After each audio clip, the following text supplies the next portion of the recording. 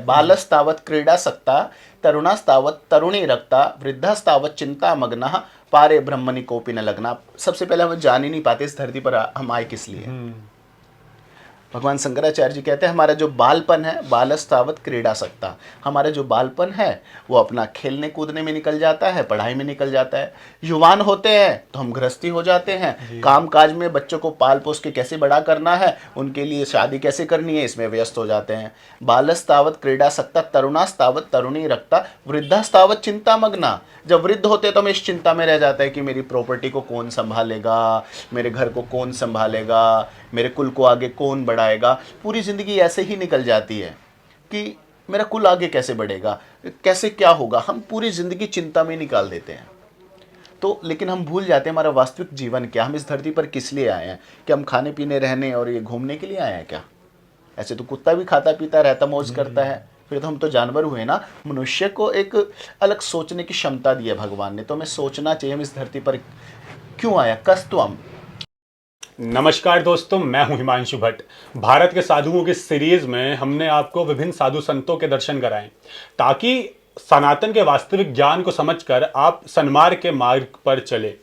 इसी सीरीज पर आज हमारे साथ है जगत गुरु हंस देवाचार्य जी के शिष्य महंत लोकेश दास जी महाराज, जो कि ऋषिकेश की इस पावन धरती पर रहते हैं। तो महाराज जी, आपको मेरा प्रणाम। प्रणाम प्रणाम प्रणाम, आपको भी मेरा प्यार भरा प्रणाम। महाराज जी, लोगों का ना इंटरेस्ट बहुत होता है साधुओं का जीवन जानने में, क्योंकि साधुओं का जीवन प्रत्यक्ष और अप्रत्यक्ष रूप से सामान्य जीवन वाले लोगों से थोड़ा भिन्न होता है। और लोगों में ये भी इच्छा रहती है कि इस मार्ग पर क्यों चले हैं, आखिर साधु क्यों बने। और आप तो युवाओं के बीच में काफ़ी एक्टिव रहते हैं और एक युवा संत हैं, तो मैं आपसे जानना चाहूँगा आपका क्या कारण था संन्यास के इस मार्ग पर चलना और साधु बनने का। देखिए, मैं सिर्फ इसका एक ही उत्तर देना चाहूँगा, इट्स माई डेस्टिनी। ये मेरी डेस्टिनी थी और मैं यहाँ हूँ। क्योंकि मैं कह नहीं सकता कि ऐसा हुआ, क्योंकि हम हमारे साथ जो भी हो रहा है ना, हमें उसको एक्सेप्ट करना चाहिए, हमें उसमें नहीं पढ़ना चाहिए कि वहाँ ऐसा क्यों हुआ, ऐसा क्यों हुआ। मुझे ऐसा लगता है कि ये मेरी डेस्टिनी थी और आज मैं हूँ। और आप कह रहे हैं कि हमारा जीवन अलग होता है, ऐसे हमें लगता है कि आपका जीवन जो सामान्य लोग होते हैं उनका जीवन भी अलग होता है। एक डॉक्टर से पूछोगे ना आप कि इंजीनियर की लाइफ स्टाइल और स्टडी अलग होती है, वो भी कहेगा डॉक्टर की लाइफ स्टाइल और स्टडी अलग होती है। तो ये ऐसा लगता ही है कि आपको हमारा जीवन भिन्न लगता है, हमें आपका जीवन भिन्न लगता है, और ऐसा लगता ही है। और हर इंसान का जीवन किसी न किसी रूप में थोड़ा थोड़ा भिन्न होता ही है। स्वामी जी, आप यूथ के बीच में ना बहुत एक्टिव रहते हैं और बहुत से यूथ है जो आपको फॉलो करते हैं। और आपने अभी अभी डेस्टिनी की बात की, और लोगों के अंदर ना, खास तौर पर यूथ के अंदर, क्योंकि हम कहते हैं कि युवा ही हमारे देश का और इस ब्रह्मांड का या इस संसार का भविष्य है, वो यूथ अपनी डेस्टिनी को कैसे पहचाने। देखिए क्या होता है, मैं ये बात तो सत्य है कि हमारे देश का युवा जैसे होगा, देश का भविष्य वैसे ही होगा। अब देखो, हमारे यहाँ पर गुरुकुल की परंपराएं थी, वो अब नहीं चल रही हैं, लेकिन इसलिए हमारी सनातन परंपराओं को ठेस पहुंच रहा है। इसी प्रकार जिस प्रकार हमारे देश का युवा जैसा होगा वैसा ही देश का भविष्य होगा। इसलिए कहा जाता है जैसा वो पढ़ेगा वैसे ही देश आगे बढ़ेगा। तो इसलिए ही कहा जाता है कि हमारे देश का युवा जैसा होगा और वो होगा। बात रही डेस्टिनी की, सक्सेस की।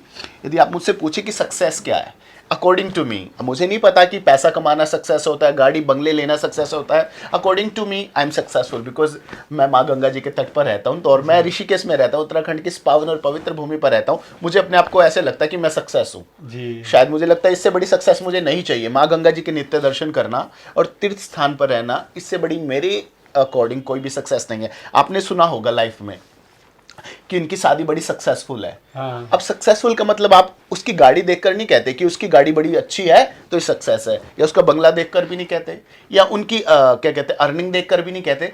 जब उन दोनों में लड़ाई नहीं होती और प्यार से रहते हैं, हम तब कहते हैं कि उनकी लाइफ सक्सेस है। आपने देखा यहाँ पर ना पैसे का रोल है, ना बंगले का रोल है, ना हमारी गाड़ी का रोल है। सक्सेस होती है जब आप खुश रहते हैं।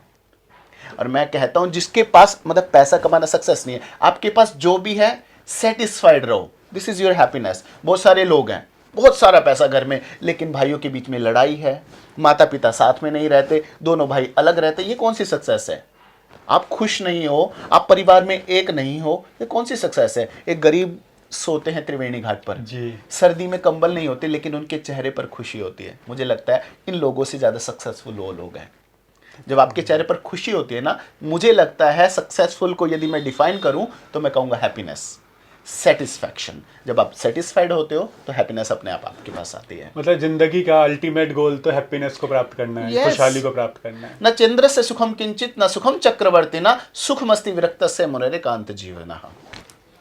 स्वामी जी, लेकिन आज हम लोगों को देखते हैं ना किसी रूप में निराश है। बच्चा स्कूल में होता है तो अलग टाइप की टेंशन होती है, कॉलेज में आता है अलग टेंशन, नौकरी करने जाता है अलग प्रकार के टेंशन, और फिर गृहस्थ जीवन में आता है टेंशन। अलग अलग प्रकार की टेंशन अलग अलग जीवन चक्र में इंसान के साथ रहती है, क्योंकि उसे दिखावे की आदत पड़ जाती है। तो कैसे वो इस खुशहाली के मार्ग पर चले? आपकी तरफ से क्या सूत्र होने चाहिए खुश रहने के? देखिए, आपने बहुत प्यारी बात की कि बचपन में ऐसे भगवान शंकराचार्य ने इसको चरपट मंजरी का जो स्तोत्र है उसमें लिखा है, बालस्तावत क्रीडा सक्ता तरुणास्तावत तरुणी रक्ता वृद्धास्तावत चिंता मग्नः पारे ब्रह्मणि कोपि न लग्ना। सबसे पहले हम जान ही नहीं पाते इस धरती पर हम आए किस लिए। भगवान शंकराचार्य जी कहते हैं हमारा जो बालपन है, बालस्तावत क्रीडा सक्ता, हमारा जो बालपन है वो अपना खेलने कूदने में निकल जाता है, पढ़ाई में निकल जाता है। युवान होते हैं तो हम गृहस्थी हो जाते हैं, काम काज में बच्चों को पाल पोस के कैसे बड़ा करना है, उनके लिए शादी कैसे करनी है, इसमें व्यस्त हो जाते हैं। बालस्तावत क्रीडा सक्ता तरुणास्तावत तरुणी रक्ता वृद्धास्तावत चिंता मग्ना। जब वृद्ध होते हैं तो हम इस चिंता में रह जाता है कि मेरी प्रॉपर्टी को कौन संभालेगा, मेरे घर को कौन संभालेगा, मेरे कुल को आगे कौन बढ़ाएगा। पूरी ज़िंदगी ऐसे ही निकल जाती है कि मेरा कुल आगे कैसे बढ़ेगा, कैसे क्या होगा। हम पूरी ज़िंदगी चिंता में निकाल देते हैं। तो लेकिन हम भूल जाते हैं हमारा वास्तविक जीवन क्या, हम इस धरती पर किस लिए आए हैं। कि हम खाने पीने रहने और ये घूमने के लिए आए हैं क्या? ऐसे तो कुत्ता भी खाता पीता रहता मौज करता है, फिर तो हम तो जानवर हुए ना। मनुष्य को एक अलग सोचने की क्षमता दी है भगवान ने, तो हमें सोचना चाहिए हम इस धरती पर क्यों आया। कस्तुअम को हम कुत आयात कामे जननी को में तात। कौन हो, क्यों आए हो, आपके वास्तविक माता पिता कौन है? ये बाल्य माता पिता है, ये तो आज चले जाएंगे, फिर वापस कभी फ़ोन भी नहीं आएगा। इसलिए हम कहते हैं मंदिर में जाकर त्वमेव माता च पिता त्वमेव, तुम ही सब कुछ हो हमारे। हमें इस चीज़ को पहचानना पड़ेगा। स्वामी जी, ये तो आपने बता दिया कि हमें खुद को पहचानना पड़ेगा, लेकिन इस खुद को पहचानने के लिए हमारा युवा जो आपको फॉलो करता है, क्योंकि आप यूथ के बीच में बहुत एक्टिव हो और एक युवा संत हो, तो वो कैसे पहचाने कि वास्तव में मैं कौन हूँ, क्यों आया हूँ, इसके लिए वो किस मार्ग पर चले? देखिए, ना ये साइंस बता सकती जी, ना केमिस्ट्री ना हिस्ट्री, इसको कोई नहीं बता सकता। इसको बता सकते हैं तो हमारे शास्त्र बता सकते हैं, हमारे ग्रंथ बता सकते हैं, हमारे गुरुजन बता सकते हैं। तो मैं इसलिए यूथ को हमेशा कहता हूँ आपकी लाइफ में आपके गुरु का होना आवश्यक है, ताकि आपको पता चल सके कि आप इस धरती पर क्यों आए हैं। ये आपको साइंस नहीं बताएगी, ना कभी बता सकती। ये सिर्फ गुरुजन बता सकते हैं, हमारे शास्त्र बता सकते हैं। इसलिए यूथ को अपने जीवन में गुरु को अपनाना चाहिए, ताकि उनको अपने मार्ग का पता चल सके। गुरु तो कैसे अपनाया जाए, कौन से गुरु कैसे ढूंढे जाएं? क्योंकि आजकल लोगों को लगता है कि गुरु तो ऐसे ही मिल जाते हैं। बचपन में जब हम पैदा होते हैं तो सबसे पहले गुरु माँ बाप होते हैं, उसके बाद स्कूल में जाते हैं, हर क्लास में गुरु बदलते हैं, हर सब्जेक्ट के गुरु बदलते हैं। फिर 5th क्लास 6th में आते हैं, अलग गुरु होते हैं, 11th 12th में अलग गुरु, कॉलेज में अलग गुरु, मास्टर डिग्री में अलग गुरु। तो गुरु को ढूंढा कैसे जाए और वास्तव में गुरु कौन है? मैं कह रहा हूँ ना, एक ये होते गुरु, एक होते दीक्षा गुरु, दीक्षा गुरु। जिनसे दीक्षा लेनी है। कहते हैं ना, गुरु बनाओ जान के, पानी पियो छान के। जी जीवन में गुरु को बनाना जानना है, पहले उनके सानिध्य में रहो, जी। कि उनको पहचानो, उनके आचार व्यवहार को सबको देखो। आप एक दिन तक झूठ बोल सकते हो, पर लंबे समय तक आप झूठ बोल ही नहीं सकते, आपका नेचर अपने आप बाहर आता है। हाँ जी। इसलिए आप गुरु को बनाना चाहते पहले सानिध्य प्राप्त करो। जिन गुरु के प्रति आपको श्रद्धा हो उनके आसपास जाओ और उनके सानिध्य को प्राप्त करो। जब आपको उनके अंदर और श्रद्धा होने लगे तो फिर उनको गुरु स्वीकार करो, क्योंकि एक बार गुरु बनाने के बाद उनके सामने कभी सिर मत उठाना। मुझे याद नहीं आ रहा संत का नाम, वो कहा करते थे, एक बार कोई दीक्षा लेने के लिए उनके पास गए कि मुझे दीक्षा लेनी, उन्होंने मना कर दिया, नहीं नहीं नहीं नहीं, पहले आप मेरे को देखो, समझो मेरे बारे में मैं कैसा हूँ, मेरा नेचर कैसा है। यदि तुम मुझे उसमें एक्सेप्ट करोगे तो मुझे स्वीकार करना, क्योंकि गुरु दीक्षा लेने के बाद मैं कैसा भी हूँ तुम इससे नहीं उठाना। हाँ चाहे मैं, अब जैसे कई लोगों को मनुष्य गुरु पसंद नहीं आते, हाँ। तो गोस्वामी तुलसीदास जी ने हनुमान जी को गुरु माना है। श्री गुरु चरण सरोज रज निज मन मुकुर सुधार, तो हनुमान जी को गुरु मान लो। जी भगवान शंकर को गुरु मान लो, कृष्णम वंदे जगत गुरुम। भगवान कृष्ण को गुरु मान लो, भगवान राम को गुरु मान लो, उनमें पर श्रद्धा होनी चाहिए। यदि आपको जैसे गुरु उपदेश देता है ना, रामचरितमानस भगवान राम का उपदेश है, आप उसको अध्ययन करो। श्रीमद् भगवत गीता है, वो भगवान कृष्ण का उपदेश है, तो उसको स्वीकार करो। जो तो सिद्धांत उसमें अब बताया उसका जैसे पालन कि करें। हाँ, अब जैसे द्रोणाचार्य जी को उन्होंने गुरु माना था एकलव्य ने, उन्होंने उनका सानिध्य नहीं प्राप्त हुआ, लेकिन श्रद्धा इतनी थी, उन्होंने धनुर्विद्या सीख ली। गुरु में जब आस्था होती है तो आपको सब कुछ प्राप्त होने लगता है। स्वामी जी, जो आपने रामचरितमानस और श्रीमद् भगवद गीता का नाम लिया, हम इसे एक लाइफ मैनेजमेंट का पार्ट मानते हैं, क्योंकि जो लाइफ मैनेजमेंट श्रीमद् भगवद गीता सिखाती है, दुनिया की कोई भी पुस्तक नहीं सिखा सकती। और इसे पुस्तक कहना भी गलत होगा, पुस्तक नहीं है, ग्रंथ है। एक ग्रंथ है। या स्वयं पद्मनाभस्य मुख पद्मा विनिश्रिता। श्रीमद् भगवत महापुराण जो है, भागवत महापुराण है, वो भगवान का स्वरूप है। तेनेयम वांगमयी मूर्ति प्रत्यक्षा वर्तते हरे।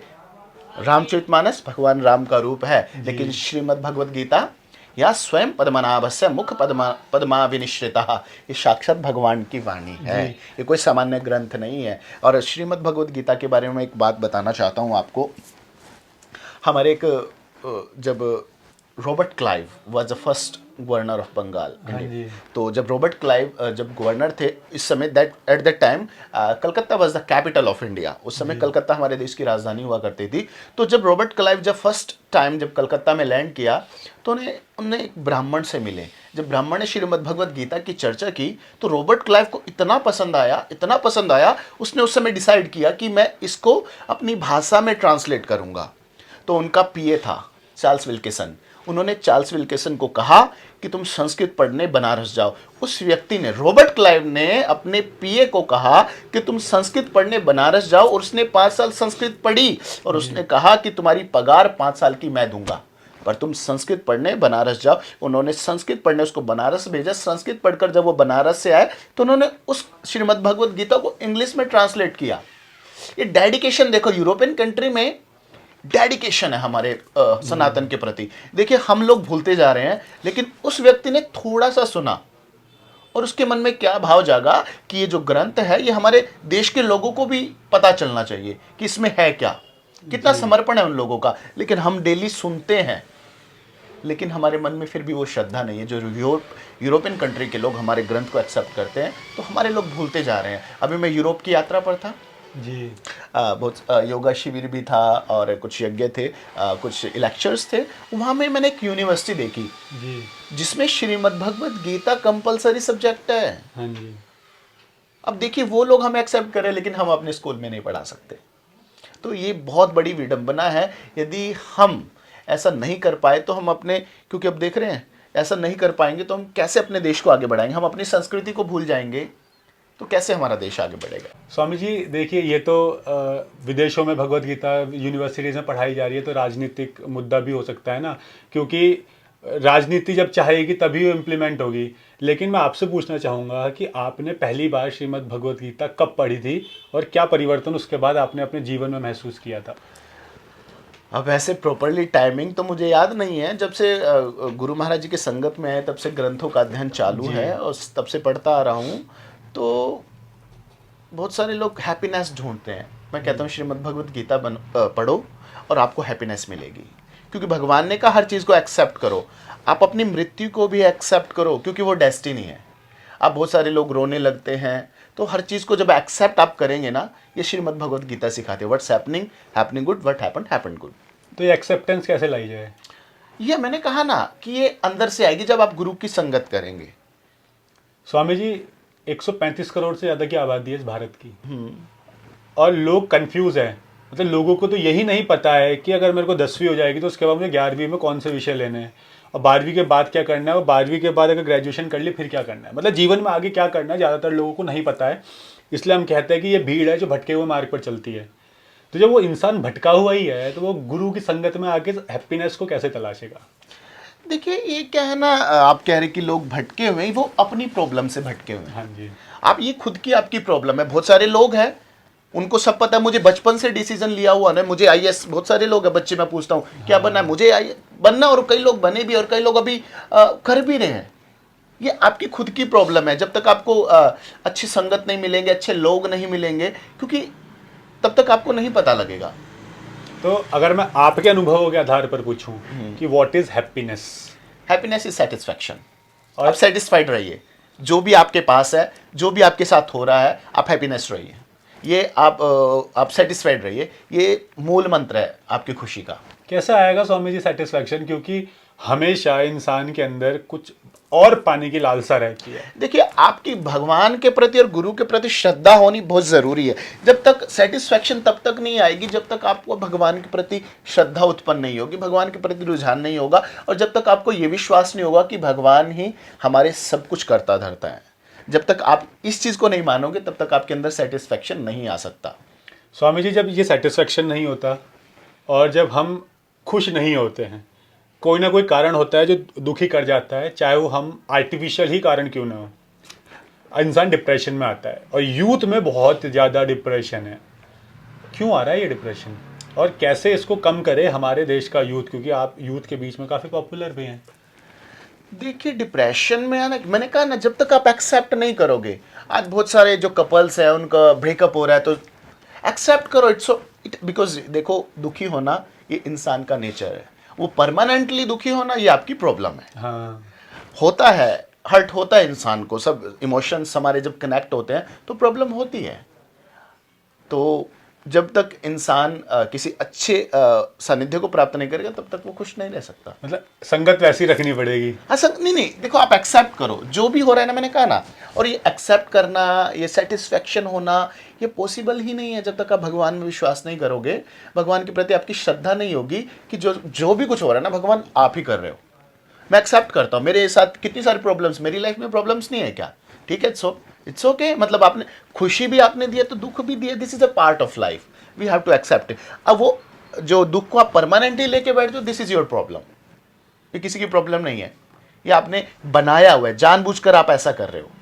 आप इससे बाहर आ सकते हो पर आना नहीं चाहते। मुझे, मेरे साथ ऐसा हो गया, वो हो गया, अब ये हो गया, आप उसको, अब मैंने कांच का गिलास है वो टूट गया तो टूट गया, कुछ कर सकते हो क्या आप? नहीं कर सकते। इन अ सेम वे, जो आपके साथ प्रॉब्लम हो चुकी है वो अब नहीं ठीक हो सकती। जो हो गया, कोई बात नहीं, इट्स ओके, आगे बढ़ो। जो बीत गई सो बात गई। हाँ स्वामी जी, आपने कहा एक्सेप्टेंस, जो बीत गया लेकिन लोग भुला नहीं पाते, और ना भुला पाने का और उसे पकड़ के बैठे रहने का एक कारण है अटैचमेंट। देखो, अटैचमेंट, मैंने कहा ना कि अटैचमेंट तो आपकी लोगों की दादा दादी माता पिता से भी, क्या वो इस दुनिया से नहीं जाते हैं? क्या आप पूरी जिंदगी रोते रहोगे? आप पूरी जिंदगी फिर से तो सब पूरी दुनिया, ये क्योंकि ये तो धरती का सत्य है, सबको जाना है कि आपके माता पिता के साथ अटैचमेंट थे, आप कोने में बैठ के रोते रहोगे क्या? तो we have to accept it. आप उस चीज़ को एक्सेप्ट करो ना। और मेरे तो मम्मी के साथ अटैचमेंट थी, वो इस दुनिया से चले गए, मेरे दादा दादी भी चले गए, अब मैं तो कमरे में बैठ के रहूँगा। नहीं, आपकी सक्सेस तब होगी जब आपको माता पिता ने जो संस्कार दिया आप उसको आगे बढ़ाओ। मैं भी रोता रहूँ, गुरुजी इस धरती पर नहीं है, अरे मुझे रोना तो तब चाहिए जब मैं उनके बताए हुए कदमों पर ना चल सकूँ, उनके बताए जो किए हुए जो काम है उनको आगे ना बढ़ा सकूँ। ये तो एक्सेप्ट करना पड़ेगा, ये नियम है इस धरती का, जो आया है सो जाएगा, राजा रंग का फकीर, सबको जाना पड़ेगा। मतलब अटैचमेंट को तोड़ने के लिए भी आपको एक्सेप्टेंस चाहिए, सब चीज चाहिए। देखो, चाहिए, एक्सेप्ट करना ही पड़ेगा, नहीं तो आप पूरी जिंदगी रोते रहेंगे। एक्सेप्ट तो करना पड़ेगा आपको। वैसे तो बहुत सरल है ये बात कहना एक्सेप्टेंस, नहीं। लेकिन इस दुनिया में, मैं दुनिया तो नहीं, भारत की अगर बात करूं तो बहुत लोग परेशान है इसी वजह से कि जो है, जैसा है, जिस रूप में है, जिस स्वरूप में, उसे एक्सेप्ट नहीं कर पाते। कैसे करें, उसकी तरफ कदम कैसे बढ़ाएं? हमारे शास्त्रों को पढ़ो ना, अर्जुन ने भी तो एक्सेप्ट किया ना जी। अब तुम युद्ध किसके साथ कर रहे हो? ये आपके चाचा है, ताऊ है, जो भगवान ने कहा जो हो रहा है होने दो, ये सब मैंने किया हुआ है, ये सब मैं रच रहा हूं। अर्जुन ने एक्सेप्ट नहीं किया, जो शुरू में रो रहा था कि मतलब मैं नहीं लड़ना चाहता, उसने युद्ध किया, और लास्ट में देखिए, तो आप भगवत गीता पढ़ोगे तो भगवान ने यही कहा, एक्सेप्ट करो जो भी सिचुएशन है। तो मतलब हमें अपने शास्त्रों को पढ़ना चाहिए। अगर हमें जीवन के वास्तविक स्वरूप को जानना है तो हमें अपने सभी प्रश्नों के उत्तर मिल जाएंगे, क्योंकि साइंस, हिस्ट्री, ये साइकोलॉजी, ये सब चीज़ें आपको वो चीज़ नहीं बताएंगी जी, लेकिन हमारे शास्त्र बताते हैं, ये सब चीज़ें बताते हैं। स्वामी जी, यूथ को देश का भविष्य माना जाता है और भारत को तो युवाओं का देश माना जाता है। आपको क्या लगता है कि आज के समय में यूथ किस डायरेक्शन में जा रहा है, और जिस भी डायरेक्शन में वो जा रहा है क्या वो सही है? अब डिपेंड करता है आप किस व्यक्ति की बात कर रहे हैं। मैं ओवरऑल एक पर्सपेक्टिव में बात कर रहा हूं कि हम देखते हैं कि अगर हम मूवीज उठाकर देखें तो उसमें यूथ को एक अलग गलत नजरिए से दिखाया जाता है। अगर हम एडवर्टीजमेंट की बात करें तो वो भी कहीं ना कहीं हमें उस संसार में भेज रहे हैं जो बिल्कुल आर्टिफिशियल है। ये कहना ये खुद की प्रॉब्लम है। आपको पता वो गलत आप जा रहे हो, दिस इज योर प्रॉब्लम। ये यूथ की खुद की प्रॉब्लम है। आपको पता है वो गलत है बट आप जानना चाहते हो। आपको पता है कि स्मोकिंग गलत है बट आप करना चाहते हो। आपको पता है ड्रिंकिंग गलत है बट आप करना चाहते हो। आपको पता है कि डिस्को में जाना गलत है लेकिन आप जानना चाहते हो। This is your problem. मतलब यूथ की प्रॉब्लम है ये। उसको पता भी है, सब कुछ पता, हमें नहीं पता क्या। तंबाकू के उस पर लिखा रहता है कि इससे कैंसर होता है लेकिन खा रहे हैं लोग। अब बताओ, सब कुछ पता भी है बट आप जानबूझकर कर रहे हो ना। ये आपको कोई फोर्स नहीं कर रहा है, आप खुद कर रहे हो। आपको पता भी है, सामने लिखा हुआ है इसे स्मोकिंग से कैंसर होगा, तंबाकू से कैंसर होगा, मतलब ड्रिंक से आपकी किडनी फेल होगी। आपको पता भी है लेकिन आप कर रहे हो। अब मैं किसको दोष दूं इसका? ये स्वयं की प्रॉब्लम है। हमें सब कुछ पता है लेकिन हम करना चाहते हैं। क्योंकि जबकि हम खुद इतने, जितना पढ़ा लिखा आदमी होगा उतना नशा वो कर रहा है। हाँ, नहीं कर रहे हैं। अब मैं किसको दोष दूं इसका? ये स्वयं का दोष होता है, स्वयं का दोष है। स्वामी जी, आप आज तक के आपके जो अनुभव है यूथ के बीच में, तो आप एक क्या मैसेज देना चाहेंगे हमारे भारत के यूथ को? मैं तो भारत के यूथ को सिर्फ यही मैसेज देना चाहता हूँ कि आप हर सेटिस्फाइड रहें अपनी लाइफ में। आपके पास जो भी है, आपके पास सुख है उसको एक्सेप्ट करो, आपके पास दुख है उसको एक्सेप्ट करो। आपके पास कुछ है तो भी आप खुश रहो, आपके पास कुछ नहीं है तो भी आप खुश रहो। जो भी आपकी लाइफ में हो रहा है अच्छा हो रहा है, जो नहीं हुआ वो भी अच्छा हो रहा है। तो आप जिस दिन आप इस चीज़ को एक्सेप्ट कर लेंगे और सेटिस्फाइड हो जाएंगे इन चीज़ों से, तो हैप्पीनेस आप हमेशा आपके अराउंड रहेगी। मैंने रोड पर देखा लोगों को, सर्दियों में जिनके पास कंबल नहीं है उनके बच्चे स्माइल करते हैं, तो वो भी खुश रहते हैं क्योंकि वो सेटिस्फाइड है। उनको इतनी लालसा नहीं है। लेकिन जब हम पैसा कमाते हैं, हमारी इतनी लालसा बढ़ जाती है, हमें अपने स्वास्थ्य का ध्यान नहीं रहता। हम सिर्फ पैसे में इतना मग्न हो जाते हैं, हमें पता ही नहीं, अपने स्वास्थ्य पर हम ध्यान नहीं देते। जैसे हम योगा की पद्धति, हमें यदि शास्त्र के अनुसार यदि हमारा देश का युवा जिएगा या हमारे देश के जो भी लोग हैं वो जिएंगे, तो आप हमेशा स्वस्थ रहेंगे। आप जीवन में योगा को धारण करें, प्रातःकाल उठकर जल्दी उठें और अपने जीवन में योगा को और आध्यात्मिकता को लाओ, तो आप हमेशा खुश रहेंगे। स्वामी जी, हम देख रहे हैं आप यहाँ पे बहुत सारे हमारे शास्त्र हैं जिसमें श्रीमद् भगवद गीता भी है और रामचरितमानस भी है। आपका सबसे पसंदीदा इसमें ग्रंथ कौन सा? वैसे तो बहुत गलत सवाल है ये पूछना एक साधु से कि सबसे सही कौन सा लगता है, अच्छा कौन सा लगता है, फिर भी ये तो मेरे लिए अपमान की बात होगी मैं यदि किसी ग्रंथ के लिए ऐसे कहूँगा। ये सब भगवान की वाणी है जी, ये सब भगवान के स्वरूप है, ये सभी हमारे लिए। यदि ये तो वही सवाल हो गया कि इस बताइए भगवान शंकर जी बड़े हैं कि भगवान कृष्ण जी बड़े हैं कि भगवान राम बड़े हैं, तो ये मेरे लिए एक वैसा ही सवाल हो जाएगा कि लेकिन सभी ग्रंथ बराबर हैं और ये क्योंकि सब भगवान के स्वरूप है और भगवान की वाणी है। स्वामी जी, एक ग्रंथ है, धार्मिक पुस्तक जो भगवान की स्वयं की वाणी है, भगवान का स्वरूप ही है, श्रीमद् भगवद गीता, जिसमें श्री कृष्ण ने जीवन दर्शन बताया है। तो मैं आपसे जानना चाहूंगा कि श्रीमद् भगवद गीता से ऐसी कौन सी 5 चीजें हैं जो आपको सबसे ज्यादा अपने करीब लगती है, जो आपने सीखी हैं? 5 ऐसे कोई सिद्धांत। देखिए, मैं सबसे पहले आपको मैं बता देना चाहता हूँ कि महाभारत क्यों हुई? जी परिवार में मतभेद के कारण। जी। यदि परिवार में मतभेद ना हो तो महाभारत कभी नहीं हो सकती। मैं आपको एक एग्जाम्पल से समझाना चाहूँगा। एक घर में ना 2 भाई रहते थे और दोनों भाई के एक एक लड़का था और दोनों भाई ना एक ही दुकान, दोनों भाई की एक दुकान थी। जब भी रात्रि को वो दुकान बंद कर करके आते थे तो वो 5-5 वाली ना 2 चॉकलेट लाते थे दोनों बच्चों के लिए। वो डेली ऐसा चलता था। एक दिन एक भाई बीमार पड़ा था।